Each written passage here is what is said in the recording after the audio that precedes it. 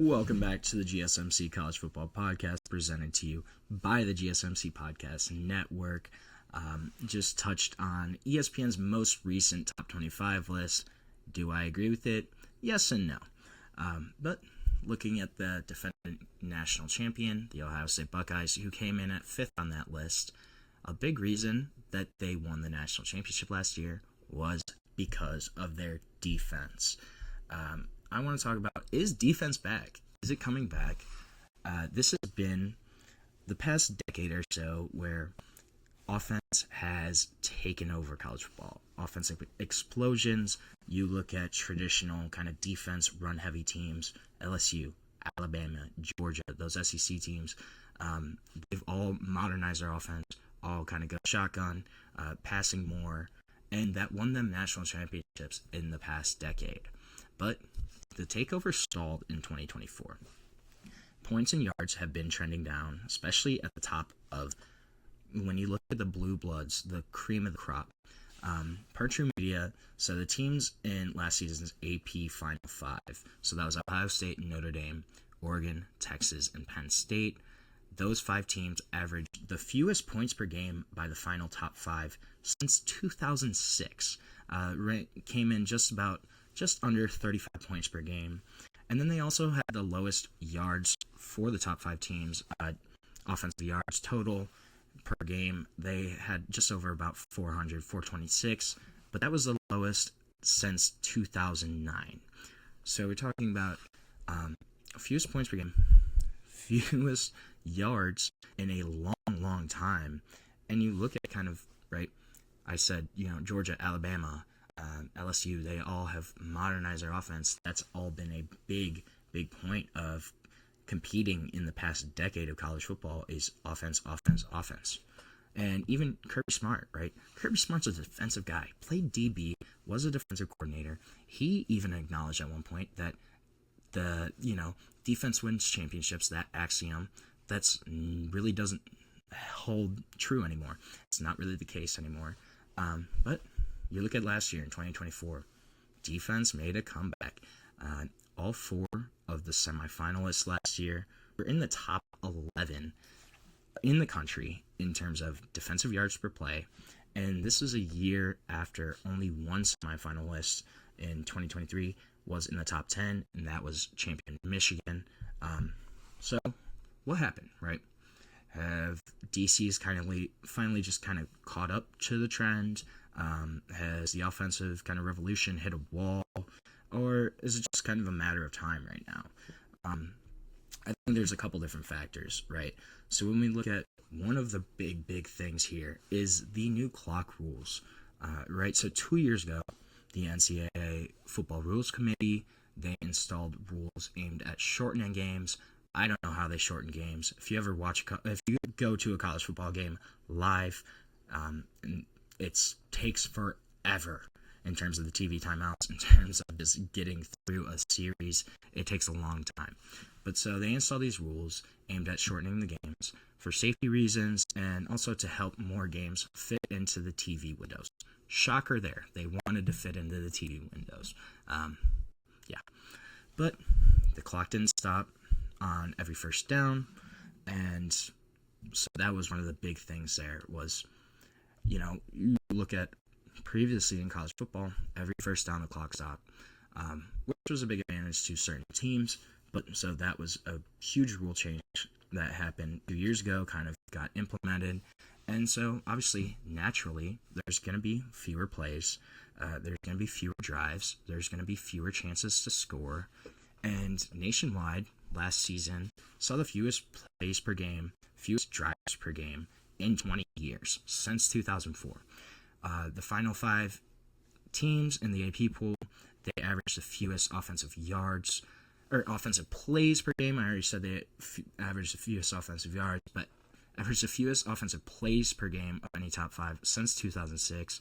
Also, fewest offensive drives per game in the past 20 years, as far back as we can kind of get that data. So this is something we haven't really seen in a while. And so Manny Diaz, obviously the Duke head coach, longtime defensive coordinator in a bunch of different conferences, Duke last year, they had the ACC's third-ranked defense in yards per play, and they also played Ole Miss and Miami last year, the two top offenses in the country. Manny Diaz kind of said he thinks it's mainly about the clock rules. He said the easy answer is just the game has slowed down. Clock rules, you have limited snaps. You just don't have as many opportunities to gain yards, to score, to go on offense. It's kind of like they're not playing as many innings as they used to, right? If you throw in a baseball reference there, you go from 9 innings to 8. So it would make sense, right, that yards are down just because of the clock rules. But then you can also look at the portal and the transfer and the college football playoff, and then another feature that kind of came back, the huddle. Everyone remembers a huddle, right? I mean, we haven't seen it in like 5-10 years now in college football, it seems like. But the huddle came back last year. I love the huddle. Ohio State last year won the national championship. They huddled more on their way to winning the national championship, and that was kind of a strategy. Ryan Day said that they wanted to cut down on the number of snaps, and it also kind of fostered unity in terms of they brought in a transfer quarterback in Will Howard, and that was just kind of a boon for them. But Ohio State wasn't alone in this. If you look at those top 5 teams again, they went no huddle about 30 plays per game this past season, and that was 7 fewer plays on average per game than those top 5 teams had in any season since 2014. So a decade plus of just not every other team every other year had ran no huddle more often, and that's enough for 7 fewer plays on average in terms of their game. So offenses are playing more deliberately, they're making more checks at the line, they're getting these transient rosters in which it's kind of a hodgepodge of players. It's no longer players you grow, develop, recruit for multiple years, and you have your scheme. You have guys that are new that you kind of have to adjust on the fly, right? So offenses, they're checking at the line, they're getting these guys in place. That all kind of makes sense. But is there not enough credit to the defense there? The actual guys on the defensive side of the ball, I think that is something that we have seen too, is just improvement overall from defensive players. Again, Manny Diaz, he said that one of his goals for his staff was to finish under 5 yards per play. That would normally obviously get them in the top 25 of the FBS rankings. They just missed both marks. They were at 5.01 yards per play, which was tied for 26. So, but the previous year, that would have been 22nd in the country. 2 years ago, that would have been 18th in the country. So not huge differences, but clearly a difference in terms of the top is getting better and better. And then there's also a couple adjustments that defenses has made. You look at the explosion of RPOs on offense, of run-pass options to kind of combat that. Man coverage is really on the rise. Obviously, not a new concept, but more teams are just doing it. They're running more man coverage consistently, and that's one of the big things. Some teams, they're trying to play more aggressively up front to pressure the quarterback before he's got even a chance to get that quick pass off. And then also, coaches are getting smarter about substituting to kind of slow down the up-tempo offenses. That's an issue for another day, is the fake injuries and slowing down offenses. But coaches are clearly getting smarter at that tactic, at trying to slow down the offense, distract them, get them off their rhythm, racing players out of the field immediately after the previous play, taking more time to kind of counter sub when the offense does sub, just stuff like that coaches are getting more intuitive about and kind of getting a little smarter about. And then also just defenses benefiting from, there's more familiarity with kind of the modern offense.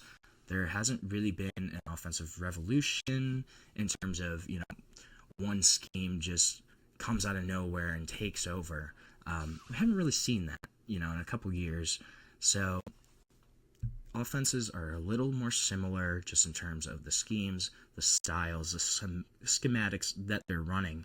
And this is kind of forced defensive coordinators to spend a season or two to catch up. But they have caught up at this point because they're not trying to chase that next step in the offensive revolution, per se. So, obviously, in the past, defenses, they had to carve out more days in the spring to prepare for different offensive styles. One team ran the triple option, one team ran a spread, one team ran more of a pro style, one team ran an I formation offense. You had a lot of different kind of offenses, and pretty much everybody has gone to a spread offense now, and there's a lot more similarity in those concepts. So now they just kind of have time to hone in on, the one or two kinds of main offense, hone in on that, and get your fundamentals right. So they're just playing off of instinct at that point. And then, obviously, offenses have become faster over time. So one way that defenses could have adjusted is going speed over size, but coaches have kind of said that's not really what happened, actually. If anything, you're looking to get bigger to kind of beef up those passing lanes in terms of RPO offenses. You want to clog that for quarterbacks rather than just kind of stockpiling speed. And then, obviously, the more complicated defenses or RPOs are, this faster paced, and then you just really have to recruit high-level, high IQ football players. These guys are getting smarter. They're recognizing offensive tendencies more, and it's a big thing. And then another potential here is the quality of quarterbacks. Were the quarterbacks just not as good in this past college football season? Kind of seems like it. But if you look at the NFL draft 2024, 6 quarterbacks to get in the first round. This year, only 2. Everybody was kind of low on this quarterback class. You look at the playoff rosters. There were 5 starting quarterbacks who had transferred in for 2024, including the 2 that were in the national championship in Will Howard and Riley Leonard. So the increasing kind of scarcity of multi-year quarterbacks in a system, could that help defenses just in terms of, they're more experienced at this point. You have a new starter, even if they are experienced, they're most likely in their first year at that program. Could that help defenses? That's going to be something big to key in on too, in trying to see next year if this trend will continue. Is defense truly back? I kind of hope it is. I always love a good defensive slugfest in terms of football. I'm from AFC North Country. We love that kind of game. So, I don't know. I want to see defense back. I love hard-nosed football. Will that be the trend again in 2025? We're going to have to wait and see. So now we're going to take another short break on the show. When we come back, we're going to talk about some of those transfers and talk about transfers who I think could impact college football playoff contenders. Stick with us. We'll be back on the GSMC College Football Podcast.